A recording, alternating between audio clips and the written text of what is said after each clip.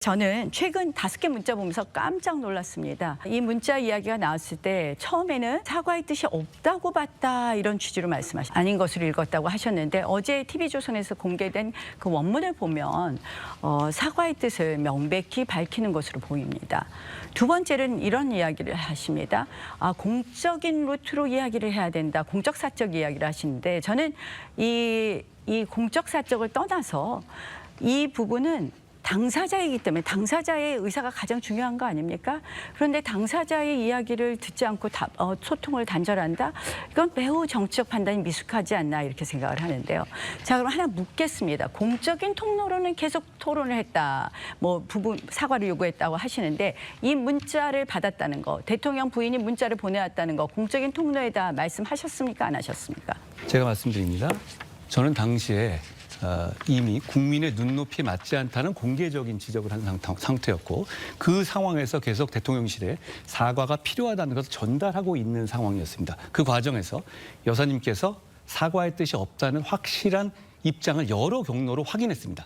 아니, 그런 본인의 상황에서 의사가 그거는 말이 아니죠. 안 되는 거죠. 본인 의사가 저는 그 말씀하신 내용이 진위가 아니었다고 생각해요. 그 시점에서 저는 말씀드리겠습니다. 저는 그 시점에서 그걸 확인한 상태였기 때문에 거기에 대해서 제가 사적인 연락에 대해서 답하는 것 자체가 이거는 오히려 분란의 소지가 될 수 있다고 본 겁니다.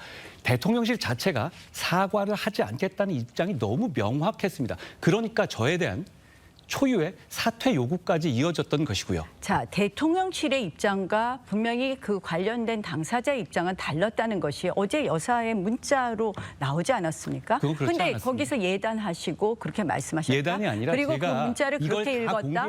그것을 제 주도권 토론이니까. 위험해지는 부분이 있기 때문에 정부가 위험해지고 저는 그 부분도 좀 지독하게 지독하게. 그게 왜 위험하다는 거죠? 왜 위험하다는 거죠? 아니, 저는 이해가 안 됩니다. 일단 첫 번째, 말씀하신 거가 사실과 다르다고 봅니다. 아니, 여사의 문자는 분명히 우리가 아무리 읽어봐도 이건 사과의 뜻이 있는 겁니다. 자, 대통령실은 사과하지 않는다고 해도 여사가 직접 그런 문자를 줬다면 이 부분에 대해서 문자 내용이 이러한데 우리가 다시 논의해봐야 되는 것 아닙니까? 하고 이야기해야 됩니다. 두 번째, 공적 사적 이야기하시는데 제 주도권 토론입니다. 사과 결정의 주체는 대통령실이고요. 자, 사과 결정에 사과 결정의 권한이 대통령실이라고 해도 본인이 사과하지 않는다면 사과 못 시키는 겁니다. 당사자는 김건희 여사입니다. 대통령실에선 정무적으로 사과를 하는 게 좋다, 안 하는 게 좋다고 할 수 있지만 가장 중요한 것은 당사자의 의사입니다. 이거를 공적 사적이라고 이야기한다? 이해가 되지 않고요. 자, 그다음 세 번째 제가 드리는 말씀은 자꾸 정부를 위험에 빠뜨린다. 아마 이거 당무 개입 국정농단 본인이 말씀하신 그거 말씀하시는 건가요? 저는 먼저 이 말씀 드리고 싶어요. 나 의원님 만약에 그 당시에 사과가 필요하다고 생각하시면 나 의원님은 왜 아무 말도 안 하고 계셨습니까? 제가 왜 아무 말도 안 했습니까? 아무 말도 안 하셨어요? 무슨 말씀을요? 누구한테 말씀하셨어요? 저는 스피커가 약해서 분명히 제가 CBS 토론에 가서 이야기도 했었고요. 자, 오히려 한동훈 후보 제가 또 한 번 사실과 다른 이야기를 하면 사과 요구를 분명히 공개적으로 했다라고 하셨는데 그 당시에 뉴시스의 1월 말 보도를 보면 정정 보도가 나왔어요.